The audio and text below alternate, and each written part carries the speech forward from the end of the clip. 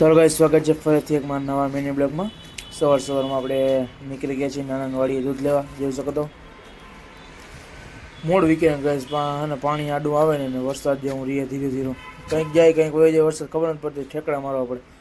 ફટાફટ દૂધ લઈને પૂગી ગયા છીએ આપણે ઘરે, અને ઘરેથી નીકળી ગયા પાછા નાહી ધોઈ ફ્રેશ થઈ અને દુકાને જવાનું હતું. પણ દુકાને ગયા તો કાંઈ કામ નહીં, તો પાછા નીકળી ગયા આપણે. તો જોઈ શકો નીકળી ગયા અને પાછા આપણે દુકાને આવવાનું થશે થોડીક વારમાં. અને ગાઈસ જોઈ લો 3 વાગી ગયા અને દુકાને નીકળી ગયા પાછા ફટાફટ.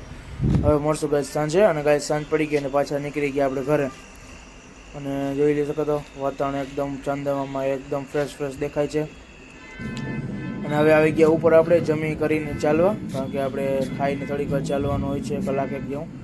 તો આરામથી ચાલતા રહેશું અને મળતા રહેશું. બાકી તો ગાઈસ તમે જોતા રહેજો આપણે, અને આપણો બ્લોગ કેવા લાગે એ તમે કમેન્ટ કરતા રહેજો.